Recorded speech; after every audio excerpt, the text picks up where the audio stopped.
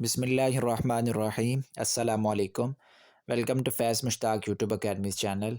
Respected viewers, Punjab public service commission ने आज जंग अखबार के अंदर और मुख्तलिफ़ अखबारात में एडवर्टाइजमेंट नंबर 31 2024 की जारी कर दी है। और इस एडवर्टाइजमेंट के अंदर पंजाब पुलिस डिपार्टमेंट में काफ़ी बड़ी तादाद के अंदर वैकेंसीज़ अनाउंस की गई हैं। इस वीडियो के अंदर हम इंशाल्लाह डिटेल में डिस्कस करेंगे कि कौन कौन सी वैकेंसीज़ पीपीएससी ने एडवर्टाइज़ की हैं और उन पर अप्लाई करने के लिए एलिजिबिलिटी क्राइटेरिया क्या है। सबसे पहले आपको आपकी स्क्रीन के ऊपर नज़र आ रहा है कि जूनियर ट्रैफिक वार्डन 11वें स्केल की पंजाब पब्लिक सर्विस कमीशन के थ्रू सीट्स अनाउंस की गई हैं मुख्तलिफ रीजन्स के लिए। सबसे पहले 17 सीट्स अनाउंस हुई हैं, ओपन मेरिट की 16 हैं और इसमें माइनॉरिटी कोटा की एक सीट है बहावलपुर रीजन के लिए। और इसमें ये जो जूनियर ट्रैफिक वार्डन की सीट होती है ये 11वें स्केल के बराबर है, 11वां स्केल आपको मिलेगा जॉइनिंग के ऊपर। और बैचलर्स डिग्री चाहिए इसमें सेकंड डिवीज़न के अंदर किसी भी यूनिवर्सिटी से। और नीचे दिए गए जो फिज़िकल स्टैंडर्ड्स हैं ये रिक्वायरमेंट के तौर पर मस्ट हैं। अगर कोई कैंडिडेट जिसके पास बीएस बैचलर की डिग्री है लेकिन वो नीचे दिए गए क्राइटेरिया पर पूरा नहीं उतरता तो फिर वो इस सीट पर अप्लाई नहीं कर सकता, उसे अपने पैसे ज़ाया करने की ज़रूरत नहीं है। मेल कैंडिडेट्स के लिए जो हाइट है वो 5'7" होनी चाहिए, 170.18 सेंटीमीटर, 170.18 सेंटीमीटर हाइट होनी चाहिए। और चेस्ट है 33 या 33 से 34.5, ठीक है। तो चेस्ट की ये पैमाइश रखी गई है और जो हाइट है वो 5'7" होनी चाहिए।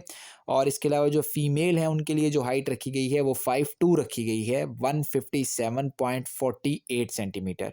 और जो विजुअल स्टैंडर्ड है वो 6/9 होना चाहिए इन बोथ आइज विद और without glasses and near vision not less than J1 for both male and female candidate. जो नज़दीक की नज़र है उसका क्राइटेरिया J1 है और जो विजुअल स्टैंडर्ड्स हैं वो जो दूर की नज़र के लिए हैं वो 6/9 है, ठीक है। और इसमें 19 से लेकर 23 साल तक की एज लिमिट है, मेल्स के लिए भी और फीमेल्स के लिए भी। इससे ऊपर अगर किसी की एज है तो वो भी इसके ऊपर अप्लाई नहीं कर सकता। मेल और फीमेल दोनों इस पर अप्लाई कर सकते हैं और ये भावलपुर, भावलनगर और रहीम यार खान के लोग इस पर अप्लाई कर सकते हैं। इवन राजनपुर वाले लोग भी इस पर अप्लाई नहीं कर सकते। और जो सिलेबस है यानी राजनपुर इस जो रीजन है इस रीजन के अंदर शामिल नहीं है। जो सिलेबस है इसके लिए ये पीपीएससी की तरफ से सेपरेटली अपलोड किया जाएगा, अभी इसका कोई सिलेबस पीपीएससी की तरफ से नहीं दिया गया।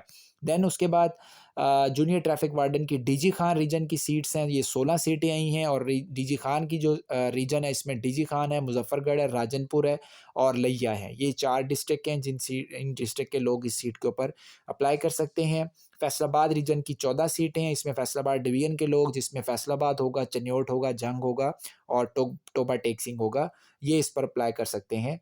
12 सीटें फिर उसके बाद गुजरात डिवीज़न की हैं, गुजरात रीजन की हैं, जिसमें गुजरात, हाफजाबाद और मंडी बहाउद्दीन के लोग अप्लाई करेंगे। गुजरांवाला की 11 सीटें हैं, जिसमें गुजरांवाला होगा, सियालकोट होगा और उसके अलावा नारोवाल होगा। नारोवाल एंड सीटीपी सियालकोट, ये 2 जगह होंगी, बल्कि गुजरांवाला भी इसके अंदर शामिल नहीं है।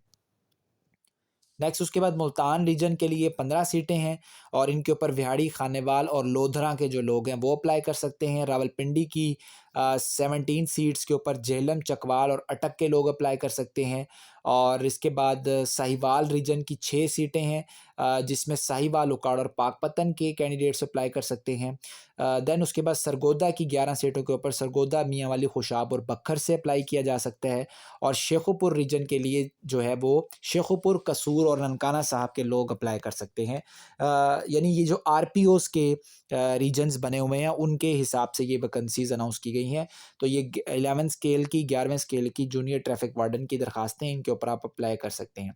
फिजिकल स्टैंडर्ड के लिए यहाँ पर कुछ और इंस्ट्रक्शंस भी दी गई हैं, वो यही हैं कि एक तो आपको ऊपर जो क्राइटेरिया दिया गया था वो आपका मीट होना चाहिए और दूसरा आपका जो मेडिकल सर्टिफिकेट है ये इशू होना चाहिए 3 मंथ के अंदर अंदर क्लोजिंग डेट ऑफ एप्लीकेशन के। और ये ड्यूली साइंड होना चाहिए कॉम्पिटेंट अथॉरिटी से और किसी भी किस्म की इसके अंदर टैंपरिंग नहीं होनी चाहिए। और ये आप एमएस से करवाएंगे, मेडिकल सर्टिफिकेट आपका गवर्नमेंट के तहसील हॉस्पिटल और जो प्राइवेट हॉस्पिटल है इवन उसका भी ये कबूल नहीं किया जाएगा, सिर्फ और सिर्फ डिस्ट्रिक्ट हेडक्वार्टर हॉस्पिटल का कबूल किया जाएगा और उसके ऊपर आपके एमएस के एंट्री होनी चाहिए एमएस की। उसके बाद इंपॉर्टेंट नोट ये है कि इसमें किसी किस्म की एज रिलैक्सेशन नहीं दी जाएगी, और जो टेस्ट को क्वालिफाई कर लेंगे उन्हें रिकमेंड किया जाएगा अपॉइंटमेंट के लिए, अगर वो मेडिकल एग्जामिनेशन है और जो कंडीशंस अपॉइंटमेंट के लिए उनके ऊपर पूरा उतरते हैं। और किसी भी किस्म की सिलेक्शन में या एग्जामिनेशन सेंटर वगैरह के अंदर जो चेंज वगैरह की के लिए जो दरखास्तें हैं उन्हें पीपीएससी जो है वो एंटरटेन नहीं करेगा।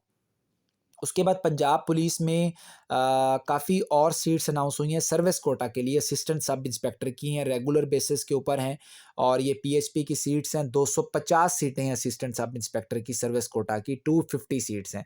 ग्रेजुएशन इसके लिए मस्ट है, 3 साल कांस्टेबल या हेड कांस्टेबल का इन पंजाब हाईवे पेट्रोल के अंदर एक्सपीरियंस होना चाहिए, यानी पंजाब हाईवे पेट्रोल के लोग इस पर अप्लाई कर सकते हैं, और इन सर्विस लोग इस पर अप्लाई कर सकते हैं। रिलैक्सेशन वो नहीं दी जाएगी, 21 से 45 साल की पहले ही बहुत ज़्यादा रिलैक्सेशन इसमें शामिल है, और इसमें जो इन सर्विस लोग हैं वो इसके ऊपर अप्लाई कर सकते हैं। 30 मार्क्स इसमें जनरल एबिलिटी की होंगे, और 70 मार्क्स इसके अंदर लॉ एंड पॉलिसिंग के मुतालिक होंगे। और जो लॉ और पॉलिसिंग के मुतालिक जो कोर्स है, जो सिलेबस है, वो पीपीएससी बाद में एडवर्टाइज़ करेगा। फिर उसके बाद assistant sub inspector service Kota की लाहौर रीजन की 299 सीट्स हैं, 299 सीटें हैं। बैचलर डिग्री होनी चाहिए, और इसके बाद 3 साल का कांस्टेबल या हेड कांस्टेबल का फंक्शनल यूनिट के अंदर, जो भी पंजाब पुलिस का फंक्शनल यूनिट है उसका एक्सपीरियंस होना चाहिए, और इसमें किसी किस्म की रिलैक्सेशन 5 साल की रिलैक्सेशन शामिल है। उसके बाद कोई रिलैक्सेशन नहीं दी जाएगी। 21 से लेकर 40 साल तक लोग इस पर अप्लाई कर सकते हैं, और इसमें जो अपॉइंटमेंट है ये एनीवेयर इन द पंजाब होगी, और जो सिलेबस है वो separately Punjab public service commission की तरफ से अपलोड किया जाएगा, बाद में अपडेट किया जाएगा। असिस्टेंट सब इंस्पेक्टर की शेखुपुर रीजन की 112 सीटें हैं, और फिर उसके बाद गुजरांवाला रीजन की 91 है, और फिर उसके बाद असिस्टेंट सब इंस्पेक्टर की सर्विस कोटा के ऊपर रावलपिंडी की 41 सीटें हैं, और फिर उसके बाद सरगोदा डिवीजन की 107 सीटें हैं, और इसके अलावा साहिवाल की 31 सीटें हैं, और 75 सीटें अनाउंस हुई हैं फैसलाबाद से, और मुल्तान की 87 है, और बहावलपुर की 80 हैं, और फिर उसके बाद डीजी खान की 87 है। तो ये टोटल 1010 इन सर्विस लोगों के लिए ये सीटें हैं। जो इन सर्विस पुलिस के कांस्टेबल और हेड कांस्टेबल्स हैं वही इसके ऊपर दरखास्त दे सकते हैं।